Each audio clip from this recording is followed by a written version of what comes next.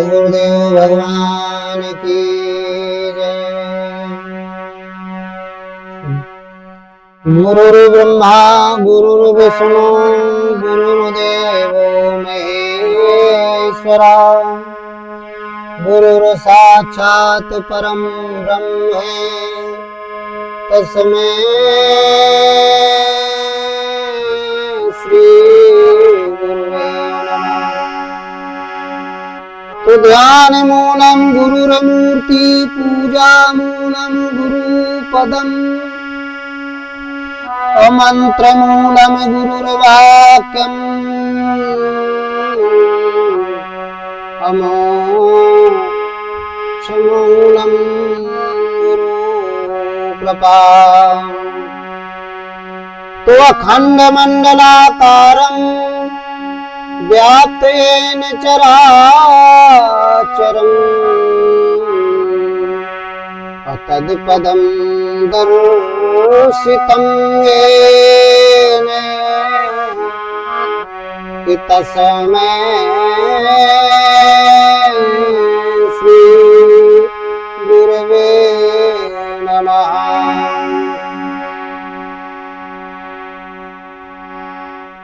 तो वंदं गुरुपद कंजय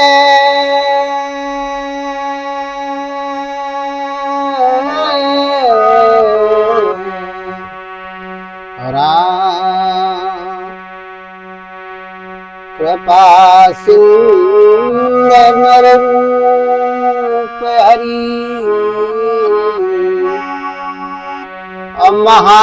महामोहतम पुण्य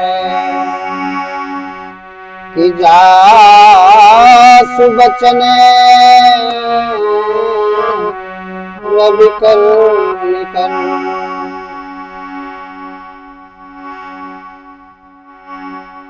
बोलिए सद्गुरुदेव भगवान की जय।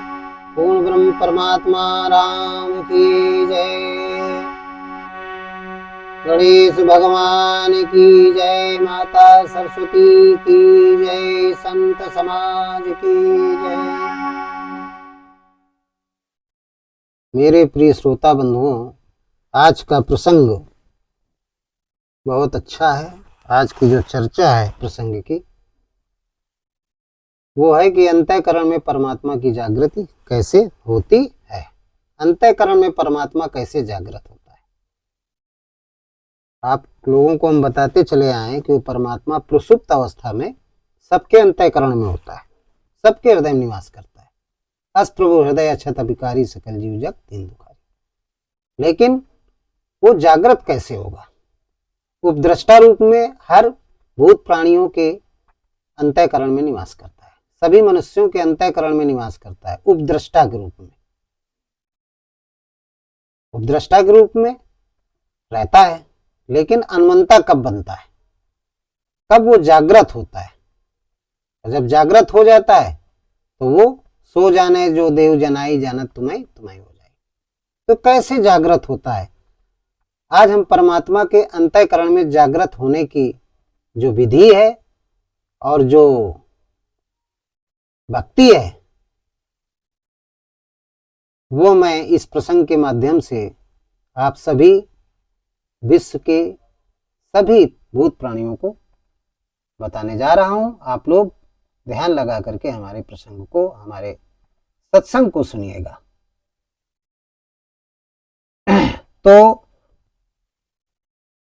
ये बात रामायण में भी, रामचरितमानस में माता पार्वती जी ने पूछा भगवान शंकर से कि प्रभु उपद्रष्टा रूप में तो परमात्मा सबके हृदय में प्रसुप्त अवस्था में रहता है, लेकिन वो जागृत कब होता है? अनमनता कब बनता है? उपद्रष्टा अनमनता चा भर्ता भोक्ता महेश्वरा परमात्मा व्यक्ति चापि युक्ते देहे अस्मिन् पुरुषा परा।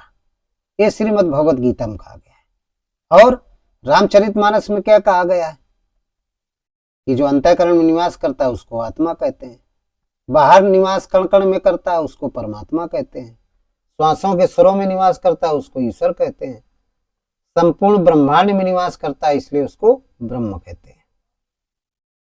तो परमात्मा अंतःकरण में, इतना बड़ा परमात्मा अंतःकरण में जागृत कैसे होता है? कैसे उसकी जागृति होती है, कैसे प्रकट होता है। जब प्रकट हो जाता है तो उसको कह दिया जाता है जिस मानव के अंतःकरण में प्रकट होता है, तब सभी शास्त्रों में लिखा है भय प्रकट कृपाला दीन दयाला कौशल्या हितकारी, जैसे भगवान श्री राम जी के लिए कहा गया। भगवान कृष्ण प्रकट हुए, ब्रह्मा विष्णु महेश प्रकट हुए, भगवान शंकर प्रकट हुए, बुद्ध महावीर जितने भी 24 अवतार हैं सबके लिए प्रकट हुआ कहा गया। तो कैसे प्रकट होता है, तो इसके बारे में आप लोग श्रवण करिए।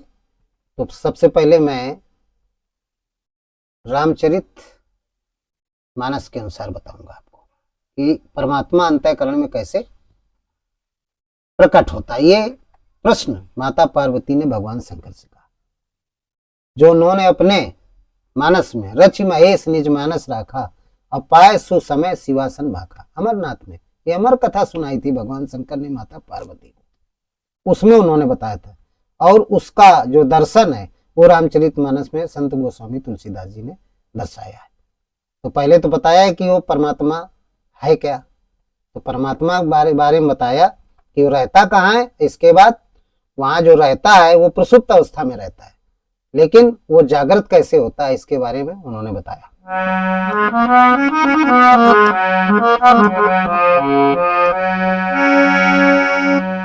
कि राम ब्रह्म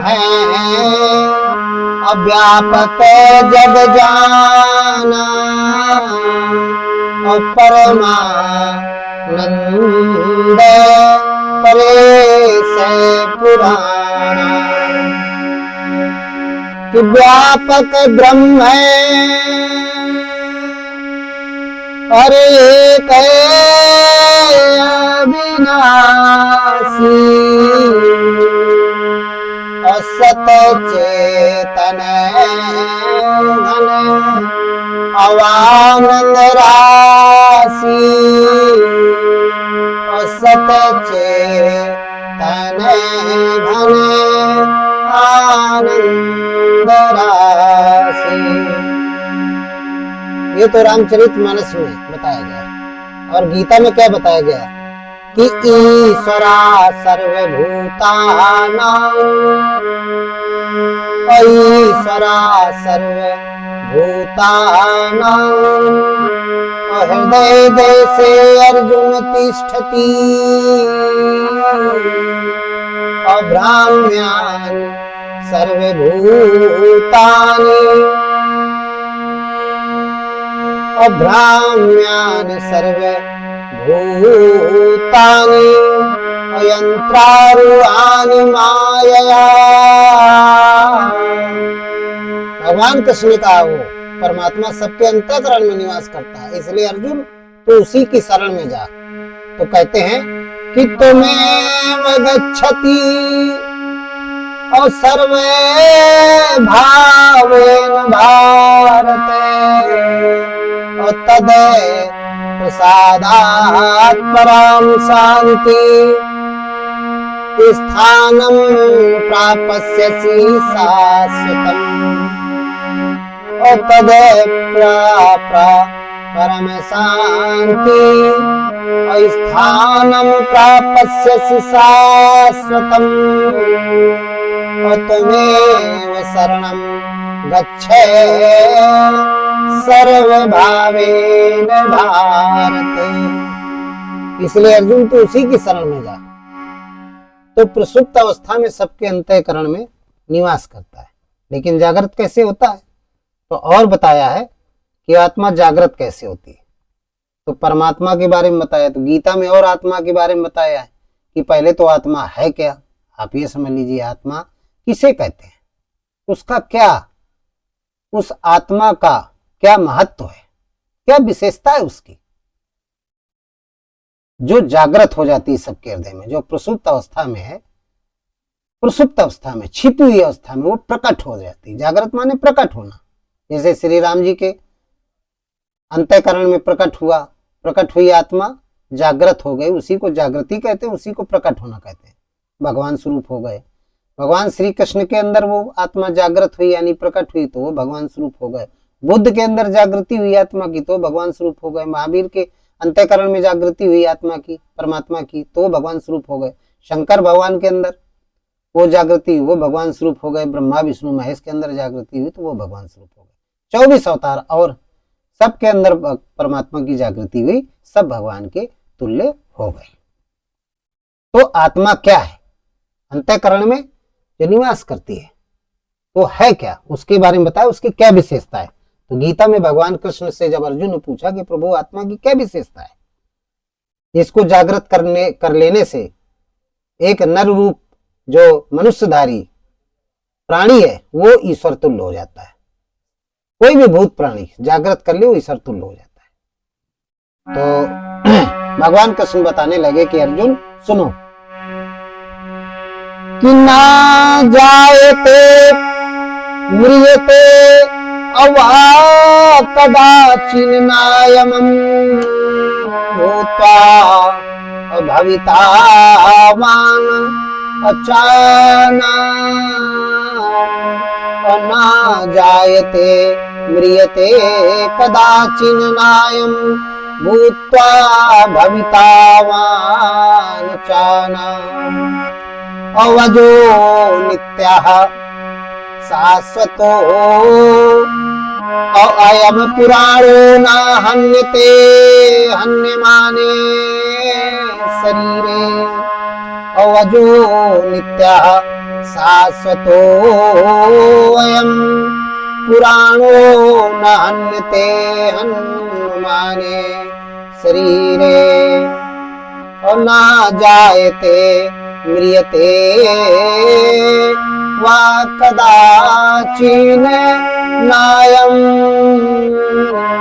अभूत्वा भविष्यतावान्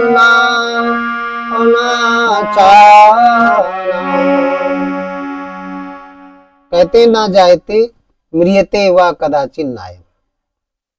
आत्मा न कभी जन्म लेती है, ना जायते न कभी जन्म लेती है, और न कदाचिन् नायम्, और ना ही कभी मरती है। ये अजन्मा है। अजो नित्या शाश्वतो अयम। आत्मा क्या है? अजन्मा है, कभी जन्म नहीं लेती है, नित्य है, शाश्वत है, पुरातन है, ना होकर फिर ना होने वाली है। शरीर के मारे जाने पर आत्मा का नाश नहीं होता है। आत्मा नहीं मारी जा सकती। शरीर तो मरते हैं लेकिन आत्मा नहीं मरती है। तो भगवान कृष्ण ने अर्जुन से कहा कि एक तो विशेषता यह है कि आत्मा अजर है, अमर है, सत्य है, शाश्वत है, सनातन है, और उसको कोई मार नहीं सकता। शरीर नाशवान है लेकिन आत्मा नाशवान नहीं है। ना अन्यते हन्य माने शरीर है। शरीर हन्यमान है लेकिन आत्मा हन्य माने नहीं है। वो अंत्य नहीं, शरीर अंता है। शरीर का नाश होता है, आत्मा का नाश नहीं होता है। और क्या विशेषता? एक तो ये विशेषता बताई, दूसरी विशेषता क्या बताई? गीता में लिखा हुआ है,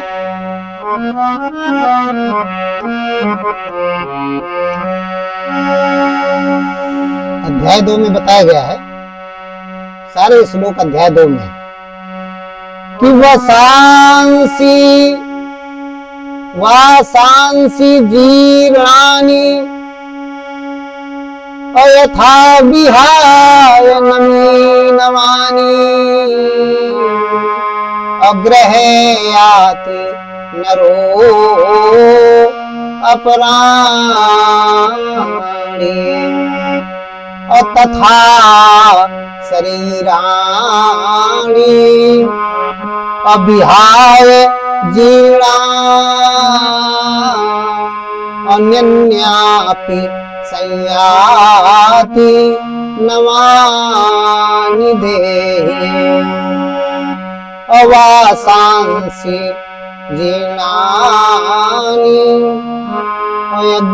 विहाय नवानि अग्रहेयाति नरो अपराणि तथा शरीराणि विहाय जीर्णानि अन्यन्यानि संयाति नवानि देहि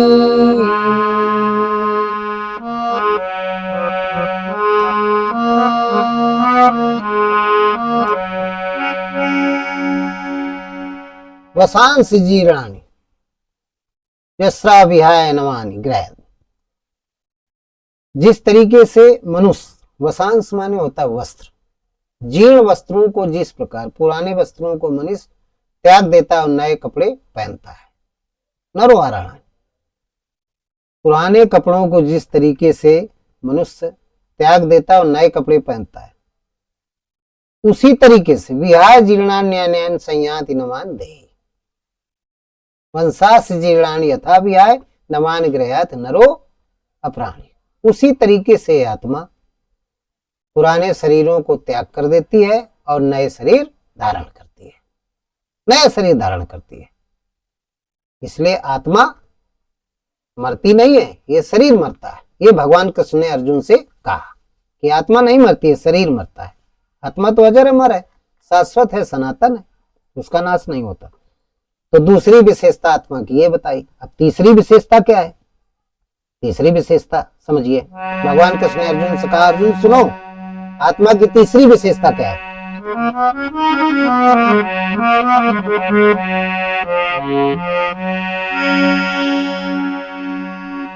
कि नयनम छिदन्ति शास्त्राणि और नयनम दर्शति दहति पावका और नयनम छिदन्ति शास्त्राणि और नयनम दहति पावका और न चैनम क्लेदमन त्यापो और न शोषयति मारुता और न चैनम क्लेदमन व्यत्यापो और न शोषयति मारुता और नयनन छिदन्ति शास्त्राणि और नयनम दहति पावका।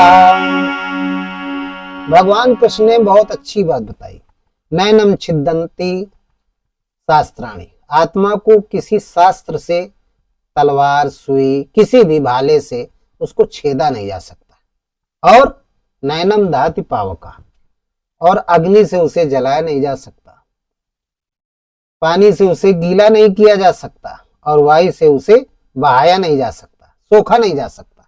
ये विशेषता है आत्मा। आत्मा को शास्त्र काट नहीं सकता, अग्नि जला नहीं सकती, जल गीला नहीं कर सकता और वायु उसे सुखा नहीं सकती। ये तीसरी विशेषता है आत्मा की। ऐसी आत्मा है, उसको जागृत कर। वो कैसे जागृत होती है? तो ये बात भगवान कृष्ण ने अर्जुन को बताया कि इस तरीके से आत्मा की विशेषता है। ये भगवान कृष्ण ने गीता में अर्जुन से कहा। और क्या कहा? तो अर्जुन ने कहा, प्रभु वो बात तो ठीक है, अब ये तो विशेषता हो गई, अब इस आत्मा को जागृत कैसे किया जाए? मनुष्य जागृत कैसे कर ले जिससे वो परमात्मा के समान हो जाए, परमात्मा तुल्य हो जाए? ये जागृत कब होती है?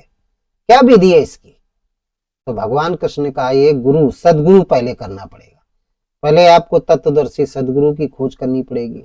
जब तत्वदर्शी सदगुरु मिल जाएगा तो आप उसके प्रति समर्पित हो जाएं, उसकी सेवा करें। समर्पित भाव जब हो जाएगा तो गुरु आपको विधि बताएगा और उस विधि के माध्यम से आप जब जाप करेंगे भगवान का, राम या ओम करेंगे, तो परमात्मा आपके हृदय में प्रकट हो जाएगा, वो भूत प्राणी के हृदय में प्रकट हो जाएगा। तो उसके लिए उन्होंने बताया। तो अर्जुन ने कहा कि वो कौन सी जाप विधि है? तो भगवान कृष्ण ने कहा 4 प्रकार की जाप विधि है, जिसे वर्ण व्यवस्था कहते हैं। भगवान ने कहा वर्ण व्यवस्था, तो क्या ये आदमियों को बांट दिया 4 भागों में? बोले नहीं, आदमियों को हमने 4 भागों में, मनुष्यों को 4 भागों में नहीं बांटा है। हमने किसको बांटा है? हमने भक्ति, आराधना को, भगवान प्राप्त करने के, आत्मा की जागृति को 4 भागों में, जो जागृति होने की विधि है उसको 4 भागों में बांटा है। इस श्लोक के माध्यम से कहते हैं, अर्जुन सुनिए,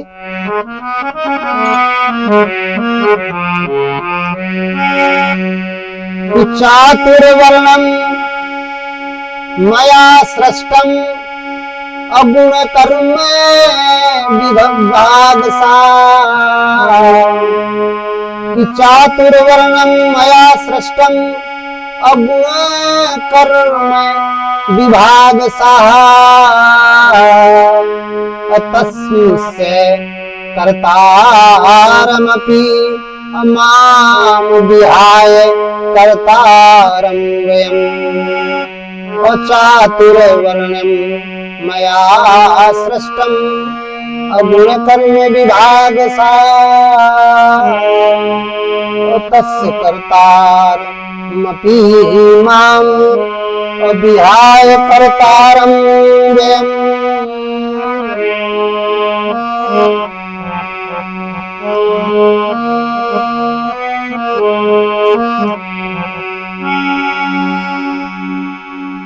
चातुर्वर्ण्यम मया सृष्टम गुण कर्म विभाग सह। भगवान ने इस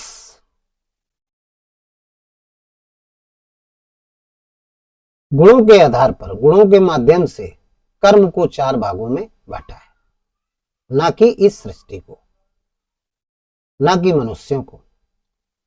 गुण कर्म विभाग इसका, गुणों के आधार पर, गुणों के अनुसार कर्म को 4 भागों में बांटा है। तस्य कर्तारम अपि माम विद्यते कर्तारम व्ययम। कर्म को, और कर्म कौन सा है? क्या ये कर्म जो बाहर किया जाता है? अर्जुन ने पूछा। तो भगवान कृष्ण ने नहीं, ये कर्म नहीं, ये तो भौतिक कर्म है।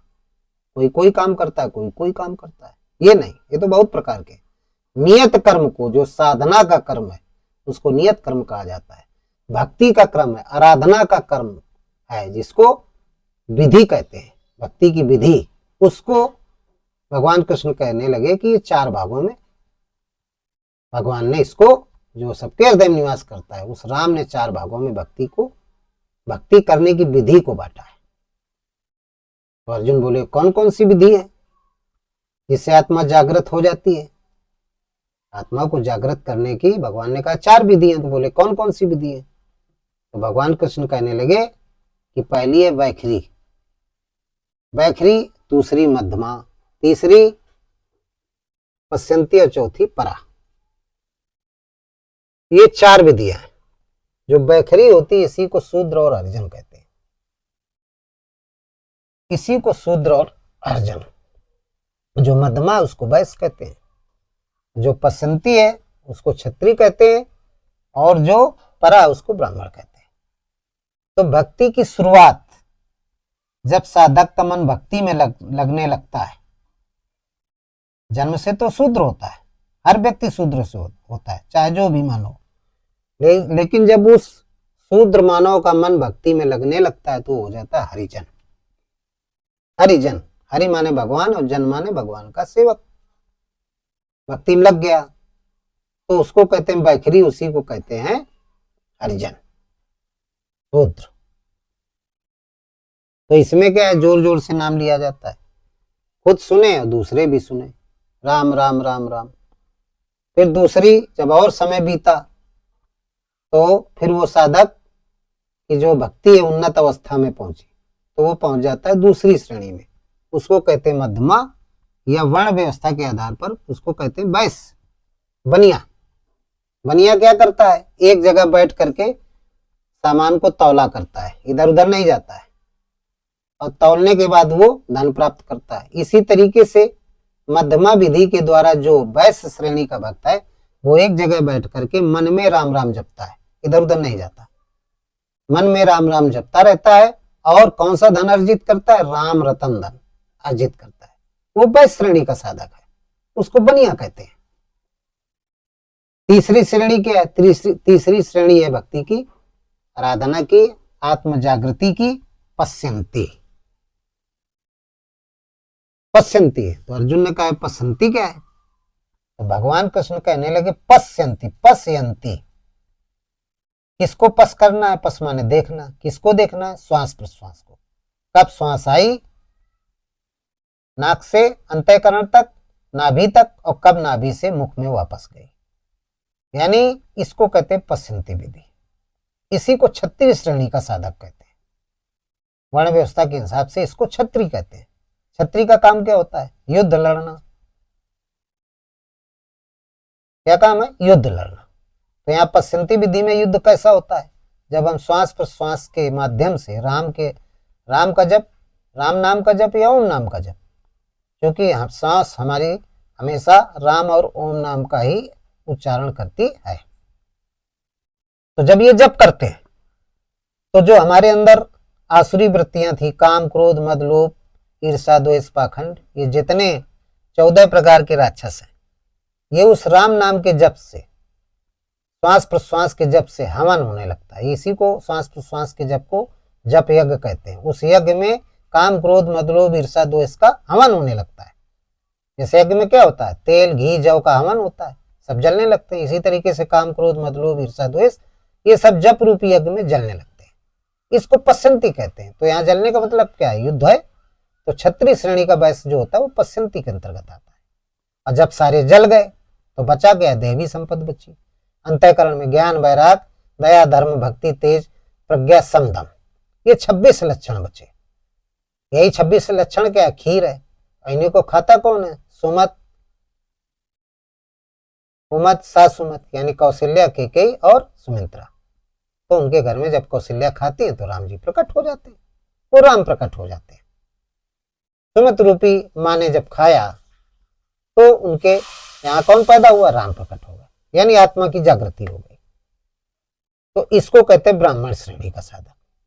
राम नाम जप किया श्वास प्रश्वास के माध्यम से, तो फिर दृष्टा दृष्टा के बाद क्या बन गया? हनुमंता बन गया। भगवान की वाणी, भगवान बताने लगता है क्या आगे गलत होने वाला है, क्या सही होने वाला है, वो फिर हनुमंता हो जाता है। उसी को परावाणी कहते हैं, यानी आत्मा की जागृति कहते हैं। तो इस तरीके से आत्मा की जागृति हो जाती है। इसी को गोस्वामी तुलसीदास जी ने रामायण में दिखाया है कि कैसे क्या करने से भगवान या परमात्मा या आत्मा अंतःकरण में जागृत होता है, प्रकट होता है। उसके लिए बताया है